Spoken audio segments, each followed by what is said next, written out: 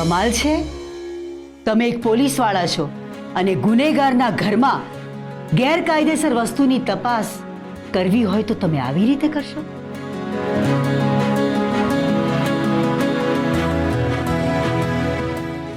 અમને કેમ એવું લાગી રહ્યું છે કે અમારી સામે અર્ધસત્ય રજૂ કરવામાં આવી રહ્યું છે? હું પહેલા ક્યારેય ખોટું નથી બોલ્યો.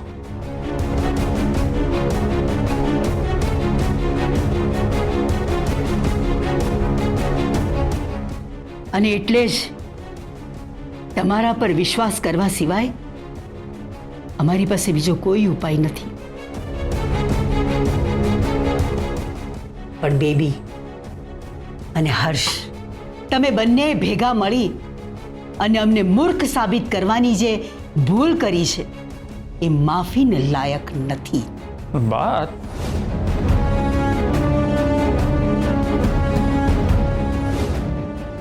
અને આ વાત તમારા બંનેએ જીવનભર યાદ રાખવી જરૂરી છે.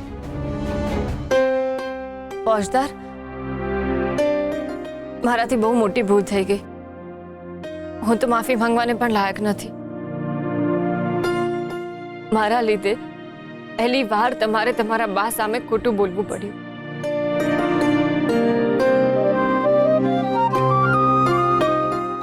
મારાથી તમારું દુઃખ નથી જોઈ શકાતું. ફોજદાર, ભૂલ મારી છે તો મને સજા આપો ને.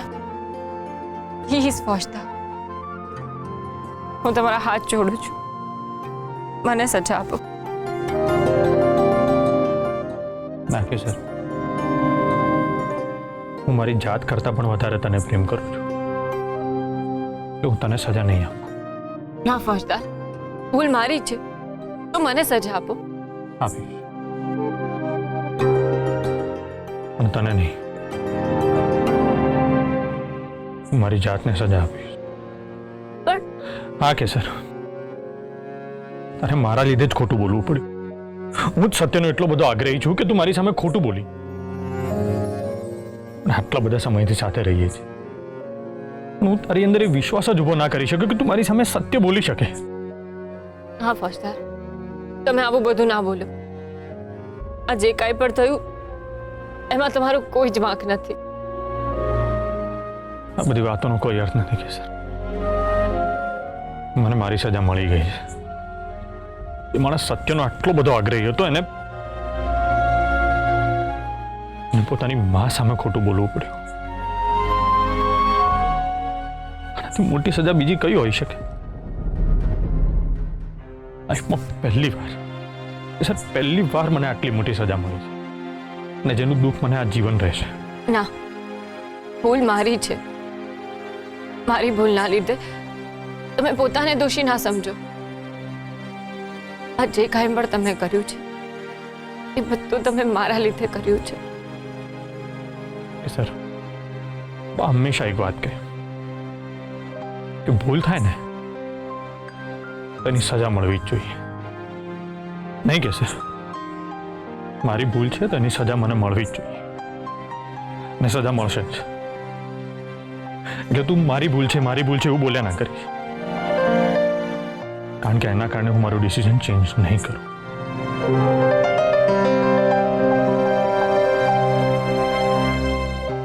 ફોજદાર,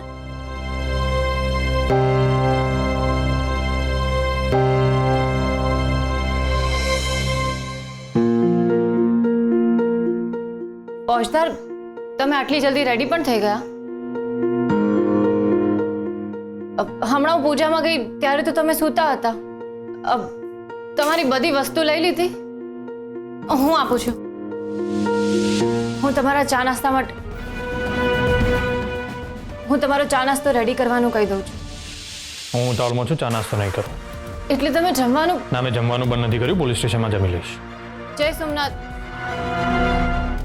હર્ષવર્ધનસિંહજી શિવગઢમાં ફોન નથી ઉપાડતો ને, એટલે ઘરે જઈ ગયા લાગે છે.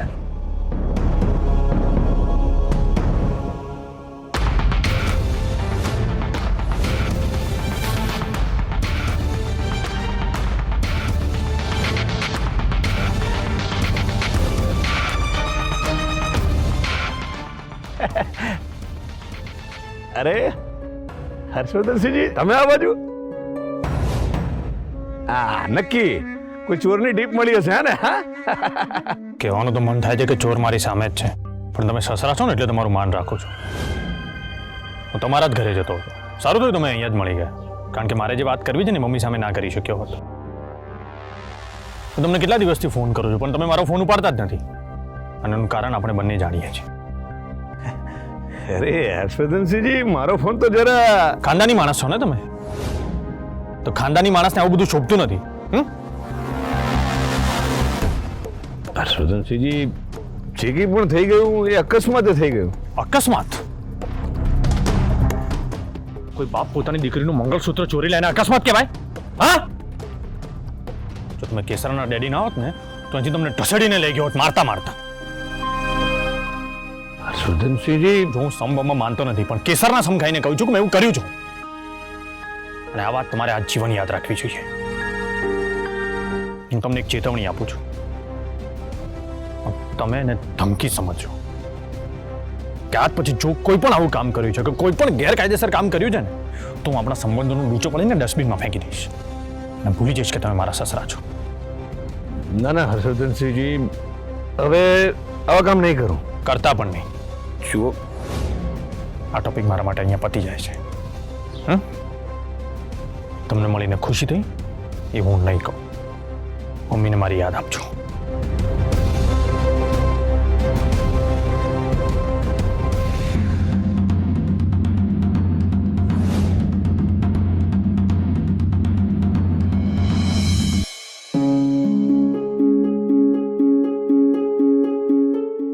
પ્રમોદભાઈ, તમારા નાના શેઠ આવી ગયા? હા, આવી ગયા. ક્યારે આવ્યા? અડધી કલાક પહેલા જ આવ્યા. તું ક્યાં હતી? હું માર્કેટ ગઈ હતી, થોડો સામાન લાવવાનો હતો ને. પ્રમોદભાઈ, મને એ કહો કે ટિફિન ખાલી લઈને આવ્યા છે કે ભરેલું જ પાછું લઈ આવ્યા? તમે જેવું લઈ ગયા હતો ને એવું ને એવું જ પાછું ટિફિન લાવ્યા છે નાના શેઠ. સારું, તું જા.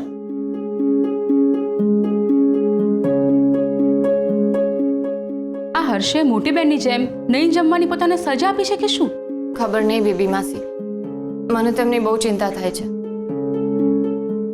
એક મિનિટ, હમણાં ખબર પડી જશે.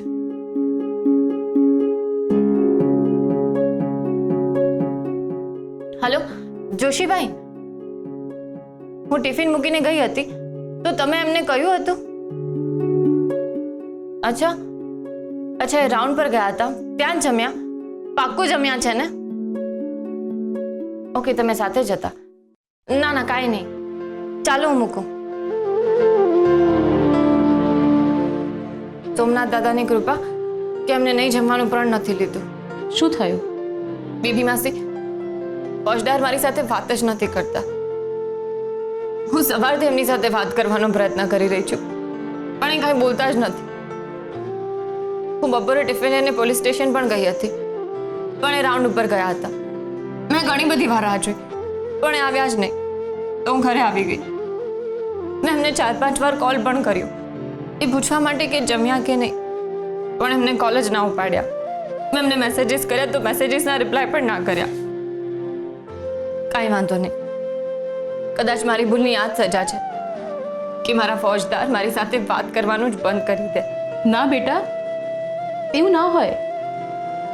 તમે બંને તો પતિ પત્ની છો, અને પતિ પત્ની વચ્ચે ઝઘડા થયા કરે, એમાં અબોલા લઈ લેવાના? આ જરાય ના ચાલે. રૂમમાં હશે ને? ખબર નહીં, કદાચ રૂમમાં હશે અથવા તો બાલ્કનીમાં હશે. હું આવું છું. બેબી માસી, કેસર, તું જરાય ચિંતા ના કરીશ. હું તારા ફોજદારને બિલકુલ નહીં વઢું. મારે એને શું સમજાવવું છે અને કેવી રીતે સમજાવવું છે એ હું જાણું છું.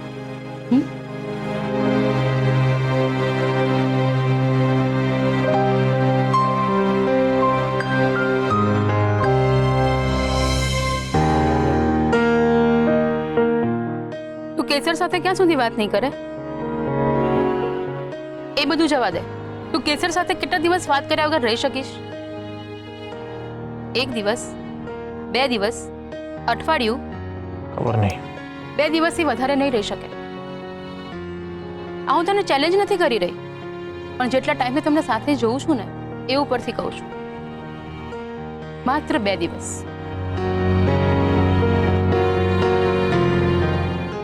હર્ષ, હું માનું છું કે મંગળસૂત્રની વાતને લઈને જે પણ કંઈ થયું એ ખોટું થયું, અને હું એ પણ માનું છું કે એમાં કેસરનો વાંક છે, પણ ત્યાંની જગ્યાએ રહીને ક્યારેય વિચાર કર્યો છે? ક્યારેક વિચારી જોજે તો તને એનો વાંક જરાય નહીં લાગે. અચ્છા, તો કોનો વાંક છે? પરિસ્થિતિનો. હા હર્ષ, એની સામે એવી પરિસ્થિતિ આવીને ઊભી રહી ગઈ કે એ સમયે કેસર તો શું, દુનિયાની કોઈ પણ છોકરી હોત ને તો એણે એ જ કર્યું હોત જે કેસરે કર્યું છે.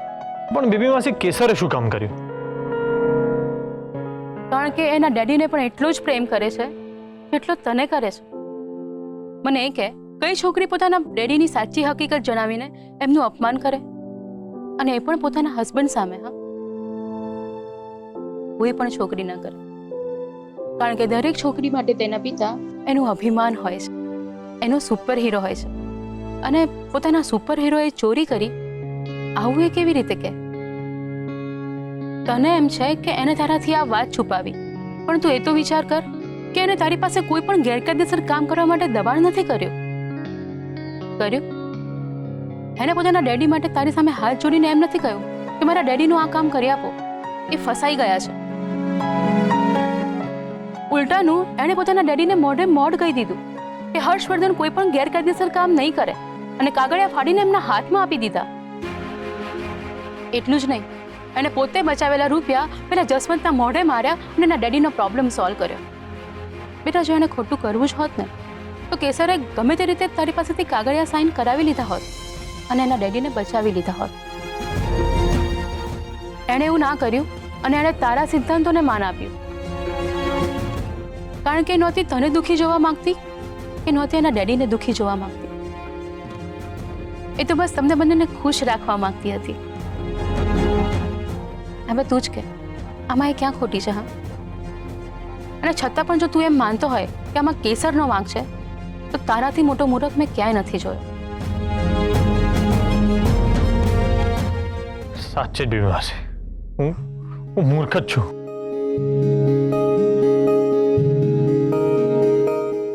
Thank you.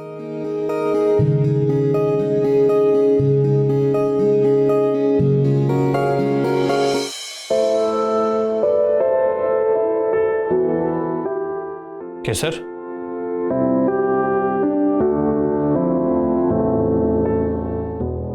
તમારે ઊંઘવું હશે ને, હું સરખું કરી દઉં.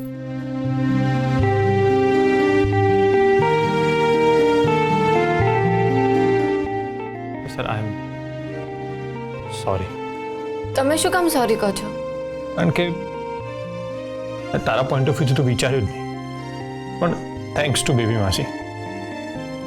જો કે બેબી માસીએ કહ્યું એની પહેલાં એક પતિ તરીકે મારે વિચારવું જોઈતું હતું કે તારે કેમ મારી સામે ખોટું બોલવું પડ્યું, કેમ વાત છુપાવવી પડી.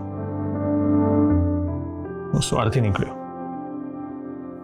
કોઈ મારી સામે ખોટું બોલે છે તો મારાથી સહન નથી થતું, એ જ સ્વભાવને વળગી રહ્યો. તારી પર ગુસ્સો કર્યો, તારાથી વાત કરવાનું બંધ કરી દીધું. કેસર, મને એક વાત સમજાઈ ગઈ છે કે આઈ ડોન્ટ ડિઝર્વ યુ. હા કેસર, તને મારા કરતા ઘણો સારો પતિ મળી શક્યો. બસ, બહુ થયું. હો, મારા ફરજાને ગાળો નહીં આપવાની. જેમ મારા ડેડી મારું અભિમાન છે ને, એમ મારા ફોજદાર પણ મારું અભિમાન છે. એમને કાંઈ નહીં કહેવાનું. સર, તું ગમે તે, પણ એક વાત તો સાચી કે તું બહુ સારી છે ને હું બહુ. ચૂપ! ના પાડીને એક વાત. જો હવે મારા ફોજદારને કાંઈ પણ બોલ્યા છો ને તો 3rd ડિગ્રી આપીશ. હસો નહીં, સાચું કહું છું. અને એવી 3rd ડિગ્રી આપીશ ને કે યાદ રાખશો. સર, આરોપીને 3rd ડિગ્રી આપી હોય ને તો એને ખુલ્લા શરીરે હન્ટર મારવા પડતા. બોલ, આપી છે 3rd ડિગ્રી? ચાલ નહીં. આ તો મારા અસલ રાણી સાહેબ છે. તને ખબર છે હું આ ચાવને અહીંથી કેટલું મિસ કરતો હતો.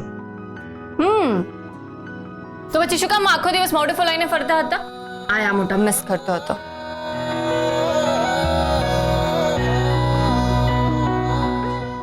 I love you.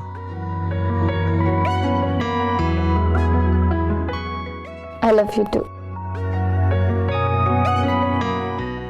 હવે બટ્ટી.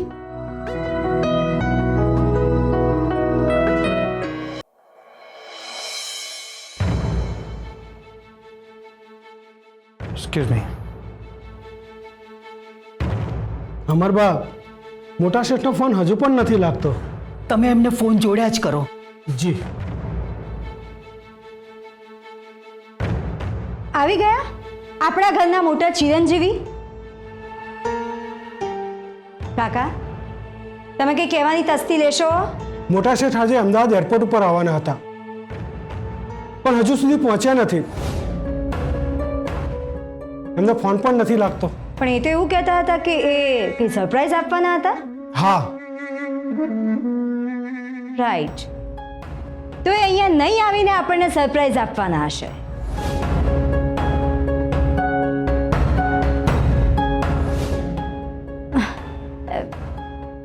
એટલે બા, અમે સાચું કહીએ છીએ. કદાચ એમણે અમદાવાદના આશ્રમમાં આશરો લીધો હશે.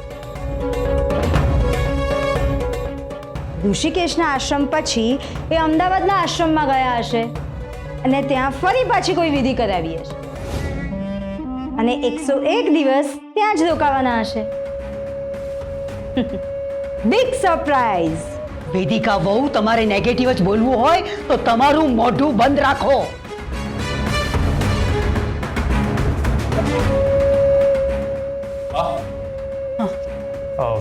ઋષિકેશથી ફ્લાઇટ પકડવા માટે દહેરાદૂન આવવું પડે. મારી હમણાં જ દહેરાદૂન એરપોર્ટ ઓથોરિટી સાથે વાત થઈ છે. એ લોકો મને બધી ઇન્ફોર્મેશન આપે છે, એટલે થોડી જ વારમાં ખબર પડી જશે કે મોટાભાઈ કઈ ફ્લાઇટમાં બેઠા છે. પણ અત્યારે દિગ્વિજય ક્યાં છે? નક્કી એ ફ્લાઇટમાં જ આવવાના હતા? તમને કંઈ કહ્યું હતું? હા દશરથભાઈ? ના, એવું તો કહ્યું નથી, પણ મોટા શેઠ હંમેશા ફ્લાઇટમાં જ આવવાનું પસંદ કરતા હોય છે, એટલે મને. પણ તમારે એમને પૂછવું જોઈએ ને કે તમે ફ્લાઇટમાં આવવાના છો, બાય રોડ આવવાના છો કે ટ્રેનમાં આવવાના છો? માફ કરજો, ભૂલ થઈ ગઈ. હવે આપણને ખબર કેવી રીતે પડશે કે કેવી રીતે આવે છે?